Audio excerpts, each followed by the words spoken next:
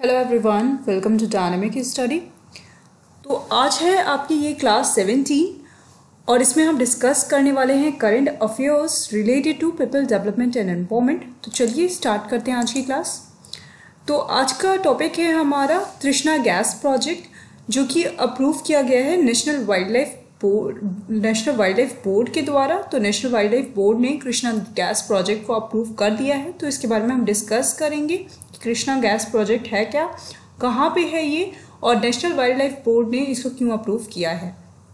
तो जो national wild life board है इसने अप्रूवल अपना दे दिया है कृष्णा गैस प्रोजेक्ट का। तृष्णा गैस प्रोजेक्ट जो है ये ONGC का गैस प्रोजेक्ट है और ये पड़ता है आपके तृष्णा वाइल्ड लाइफ सेंचुरी में, जो कि गोमती डिस्ट्रिक्ट में है त्रिपुरा के। तो त्रिपुरा के गोमती डिस्ट्रिक्ट में तृष्णा वाइल्ड लाइफ सेंचुरी है। वहाँ पे ONGC का एक प्रोजेक्ट है जिसका नाम है तृष्णा गैस प्रोजेक्ट। तृष्णा गैस प्रोजेक्ट है क्या, ONGC ने डिस्कवर किया है ऑलमोस्ट 10 से 12 गैस बियरिंग वेल्स, मतलब 10 से 12 गैस वाले कुएं इन्होंने डिस्कवर किए हैं। वैसे कुएं उन्होंने डिस्कवर किए हैं जिसमें गैस है। तो आपको पता होगा अगर कि तेल के कुएं होते हैं, गैस के भी कुएं होते हैं, तो इस तरीके के इन्होंने 10 से 12 कुएं इन्होंने डिस्कवर कर लिए हैं। और ये कुएं कहाँ पड़ते हैं, ये कुएं पड़ते हैं आपके तृष्णा वाइल्ड लाइफ सेंचुरी में, उस एरिया में है ये कुएं। The gas extracted from these well would be supplied to the north eastern electric power corporation limited. और इन्होंने बोला है ONGC ने कि जो भी गैस यहाँ से निकाली जाएगी वो सप्लाई की जाएगी north eastern electric power corporation को, जिसका नाम है NEPCO।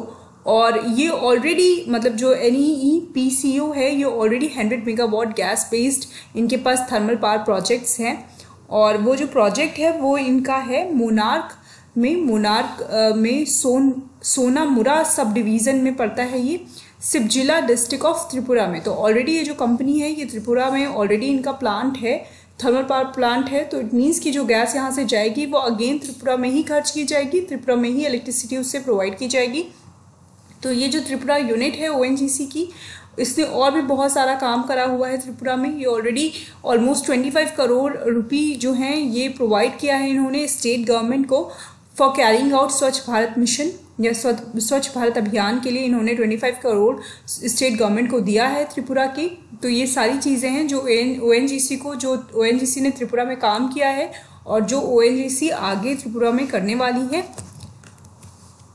जो आपकी तृष्णा वाइल्ड लाइफ सेंचुरी है वो इस्टेब्लिश की गई है 1988 में। और जो वेजिटेशन है सेंचुरी के वो 4 ब्रॉड कैटेगरीज में हम उनको डिवाइड कर सकते हैं। जैसे वहाँ पे पेड़ पौधे हैं या जो वहाँ का वेजिटेशन है, जो वहाँ का वनस्पति है, उसको हम ऑलमोस्ट 4 ब्रॉड कैटेगरीज में डिवाइड कर सकते हैं।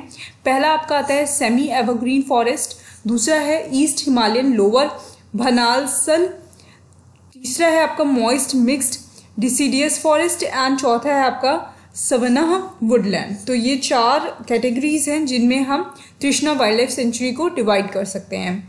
प्रोमिनेंट मेडिसिनल प्लांट ऑल्सो वहाँ पे मिलते हैं, जो आपके बहुत ही इंपॉर्टेंट और प्रोमिनेंट मेडिसिनल प्लांट हैं, जैसे कुर्चा, तुलसी, वासक, सर्पगंधा, रुद्राक्ष, बेल, चिराता एंड काला मेघ। तो ये बहुत सारे ऐसे प्लांट्स हैं, उन प्लांट्स के कुछ नाम हैं जो वहाँ पे पाए जाते हैं।